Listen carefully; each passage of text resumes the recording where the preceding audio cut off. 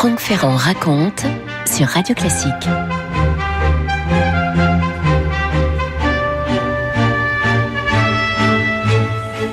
Charles Gounod, en 1862, est déjà un compositeur tout à fait reconnu. C'est une personnalité musicale majeure du Second Empire, un homme décoré, comblé d'honneur, qui en plus est assez populaire, puisque son Faust vient de triompher 3 ans plus tôt au Théâtre Lyrique. C'était en 1859, Faust. Pourtant, Gounod n'a toujours pas réalisé son rêve, qui est d'obtenir un grand succès dans la plus importante salle de France, donc autant dire pour l'époque la plus importante salle du monde, l'Opéra de Paris. En 1851, Sappho, qui a été créé pour Pauline Viardot, d'ailleurs c'est Pauline Viardot elle-même qui a eu l'idée de cet opéra, a été un échec. 3 ans plus tard, en 54, à l'opéra encore, La Nonne sanglante, qui était librement inspirée du Moine de Lewis, également est rapidement tombée.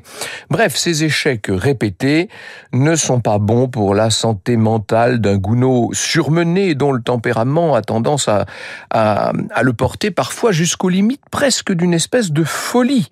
Vous savez qu'il va être plusieurs fois interné à l'hôpital psychiatrique du Docteur Blanche, un aliéniste très célèbre, puisque c'est lui qui traitera Maupassant, qui a traité Gérard de Nerval.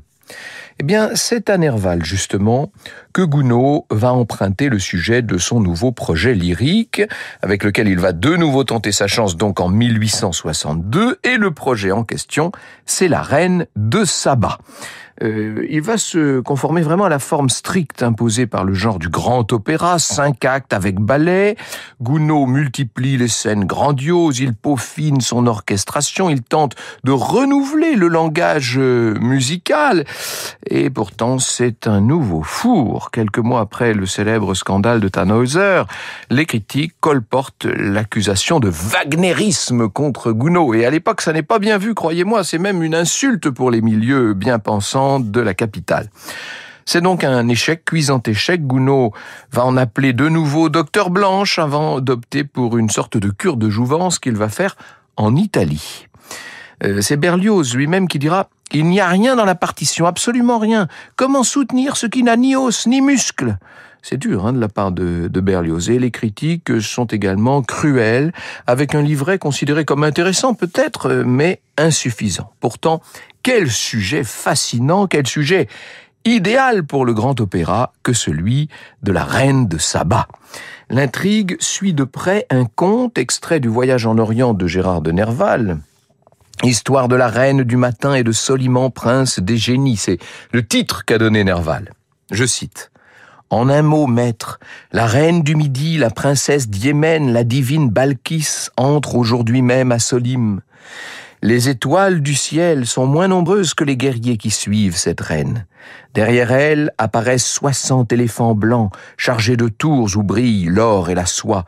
1000 Sabéens à la peau dorée par le soleil s'avancent, conduisant des chameaux qui ploient les genoux sous le poids des bagages et des présents de la princesse. Puis surviennent les Abyssiniens, armés à la légère et dont le teint vermeil ressemble au cuivre battu. Une nuée d'Éthiopiens noirs comme l'ébène circule çà et là, conduisant les chevaux et les chariots, obéissant à tous et veillant à tout. Et que vient-elle faire à cette cour ? Ne vous l'ai-je pas dit, Adoniram ? Voir un grand roi, mettre à l'épreuve une sagesse tant célébrée et peut-être la battre en brèche, elle songe, dit-on, à épouser Soliman ben Daoud dans l'espoir d'obtenir des héritiers dignes de sa race. Franck Ferrand sur Radio Classique. Le Soliman dont parle Gérard de Nerval, bien sûr, c'est le roi Salomon, le fils du roi David, qui au Xe siècle avant notre ère régnait sur Israël, bâtisseur du premier temple de Jérusalem, ce Salomon, qui est parfois dépeint comme une sorte de magicien, et surtout, sa sagesse est tellement réputée de par le monde que la reine de Saba elle-même aurait fait le voyage jusqu'à Jérusalem pour le rencontrer et, d'une certaine manière, oui, pour le mettre à l'épreuve.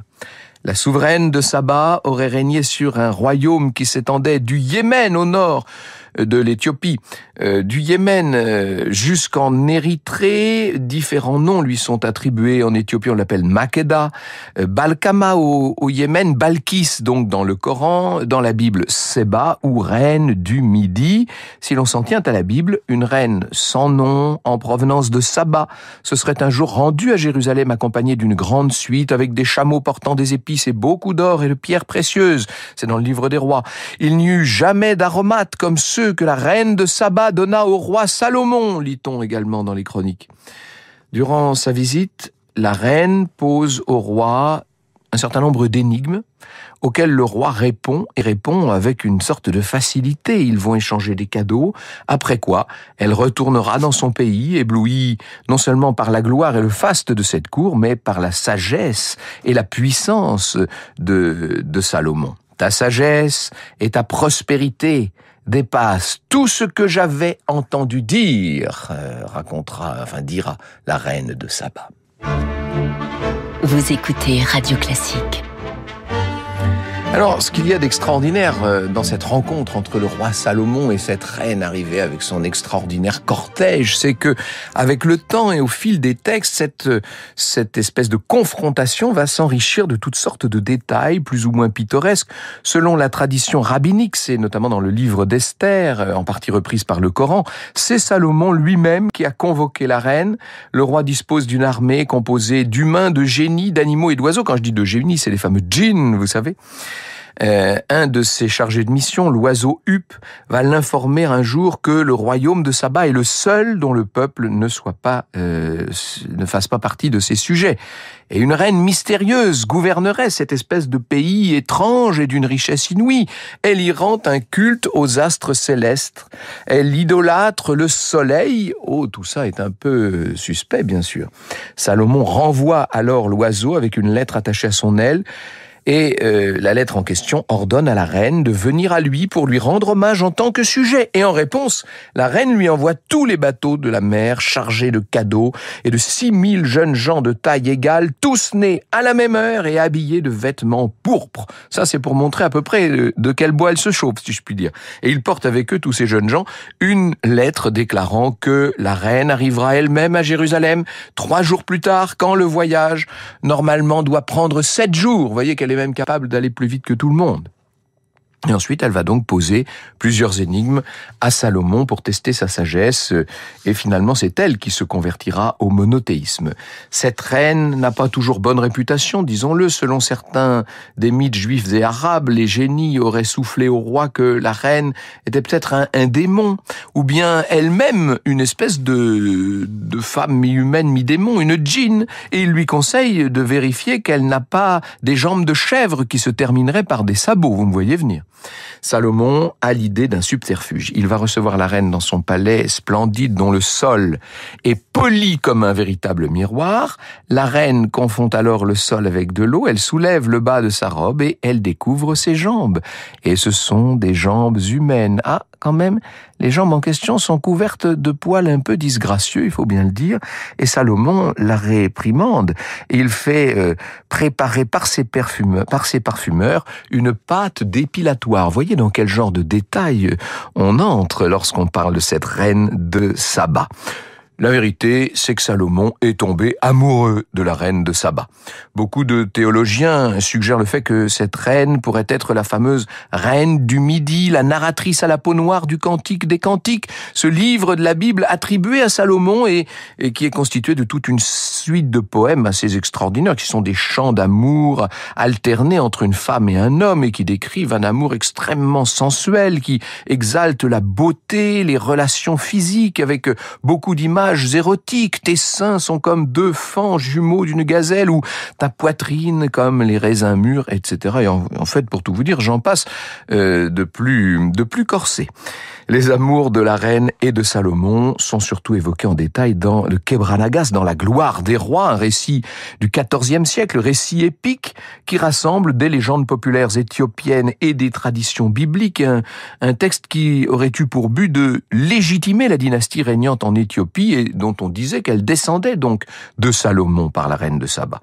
Selon ce récit, le roi Salomon, pour acheter les matériaux nécessaires à la construction de son temple, rencontre des marchands du monde entier entier, et parmi eux, Tamrin, grand marchand de la reine Makeda d'Éthiopie. En retournant dans son pays, ce grand marchand décrit à la reine les choses merveilleuses qu'il a pu voir à Jérusalem, et surtout, il lui décrit la qualité de la personnalité de Salomon, sa générosité et sa sagesse. Et il lui en parle tellement bien qu'elle décide d'aller le rencontrer. Elle va être chaleureusement accueillie, elle participe à un grand banquet donné en son honneur, et c'est là que le roi serait tombé sous le charme. Mais elle refuse de l'épouser car elle ne souhaite pas intégrer un harem qui déjà compte 60 épouses et 80 concubines. Il y a même d'autres sources qui disent 700 épouses et 300 concubines, vous imaginez ? Il avait la santé, ce Salomon, qui semble donc renoncer dans la demande qu'il a faite à la reine de Saba. Seulement, par un subterfuge, il finit par l'obliger à céder à ses désirs. Il promet de cesser ses avances si elle jure de ne rien prendre dans le palais. Et comme le repas était très épicé, Makeda va se réveiller en pleine nuit, elle est assoiffée, et à ce moment-là, elle vide une carafe d'eau qu'elle a trouvée là sur un guéridon, et Salomon la surprend. Elle a donc transgressé sa promesse, mais oui. La reine de Saba, dès lors, va devoir partager la couche du roi d'Israël. Elle sera conquise par lui. Elle va enceinte regagner son royaume lointain et donner naissance à un fils qu'elle nomme Baïna Yekem, fils de la sagesse, qui plus tard deviendra Ménélik, le fondateur mythique de la dynastie éthiopienne, ce qu'on appelle les Salomonides. Après avoir grandi en Éthiopie, le garçon qui arbore l'anneau de Salomon a donné à sa mère en gage de sa foi tout ce que Salomon lui avait fourni, et il va partir à son tour pour Jérusalem, et il va être reçu lui aussi avec honneur. Alors il est oint par le grand prêtre Zadok, il prend le nom de David. Un certain nombre de nobles de Jérusalem vont le suivre jusqu'en Éthiopie, et aujourd'hui encore, certaines des grandes familles d'Éthiopie revendiquent cette ascendance. C'est ainsi que le judaïsme se serait implanté au Yémen. Avant le départ, le fils du grand prêtre aurait même volé l'arche d'alliance pour que Ménélik l'emporte en Éthiopie, et lorsque Salomon apprend cela, il donne l'ordre au prêtre de garder le silence sur ce vol qui est tellement sacrilège, et de placer à l'intérieur du temple une copie de l'arche d'alliance. Cette rencontre biblique entre deux souverains dont vous avez compris qu'ils ont littéralement fasciné leur époque et toutes celles qui ont suivi, cette rencontre va faire travailler l'imaginaire populaire, elle va véhiculer des messages de beauté, de richesse, de pouvoir, d'exotisme aussi et d'intrigue, de magie bien sûr, et vous l'aurez compris, d'amour. La reine inspire l'élaboration de miniatures dans toutes sortes de civilisations. On va en trouver évidemment dans l'Empire ottoman, il y a des miniatures turques, il y a des miniatures persanes, on va voir se créer d'infinis tableaux, et puis en Europe, c'est la musique qui sera pas mal inspirée par la reine de Saba. Évidemment, je n'oublie pas le cinéma. Je n'oublie pas le péplum hollywoodien de 1959, Salomon et la reine de Saba. Et qui jouait Salomon? C'était Yul Brynner, s'il vous plaît. Quant à la reine de Saba, elle avait pris les traits de Gina Lollobrigida. Franck Ferrand sur Radio Classique.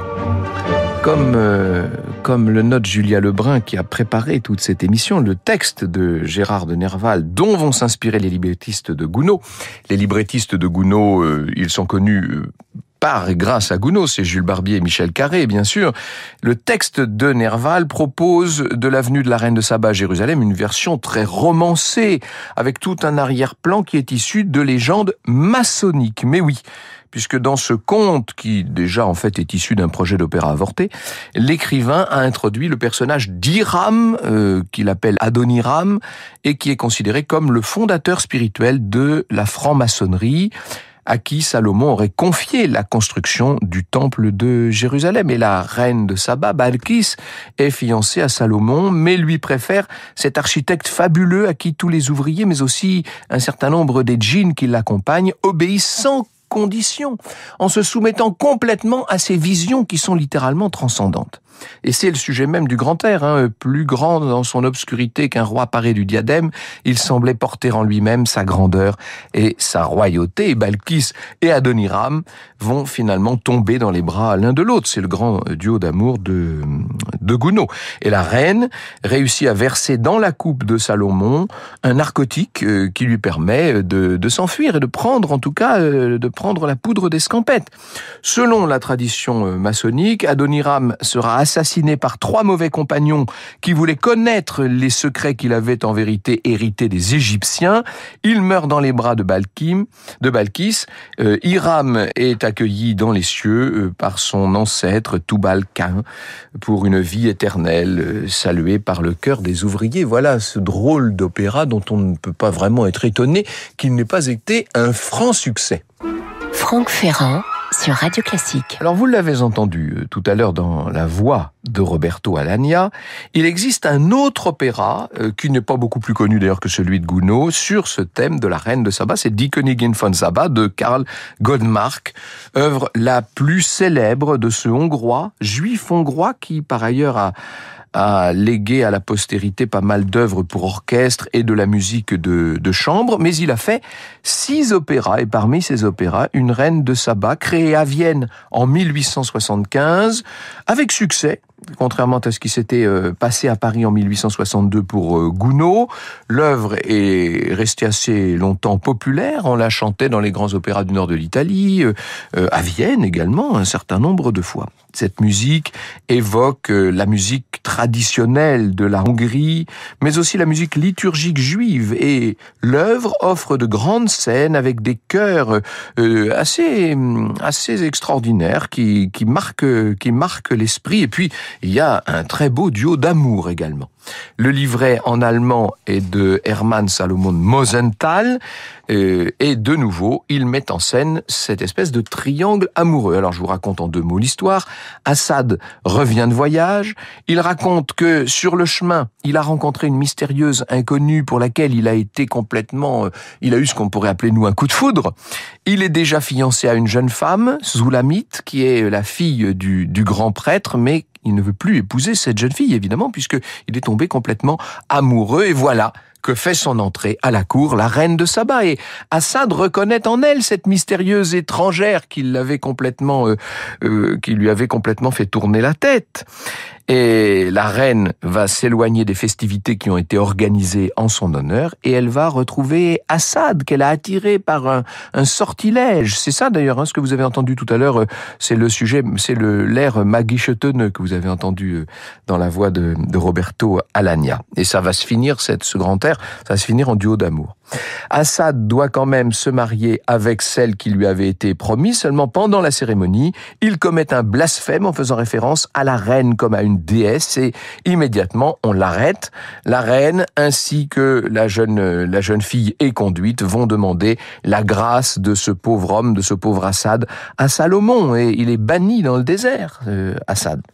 La reine le cherche pour le convaincre de la suivre chez elle, là-bas dans son extraordinaire royaume, mais il la rejette, il se repent d'avoir offensé Dieu, et il sera pris dans une tempête de sable où il sera finalement retrouvé par celle qu'il devait initialement épouser, et il mourra dans ses bras. Décidément, les très grands récits bibliques n'inspirent pas forcément les librettistes du 19e siècle. Vous écoutez Radio Classique.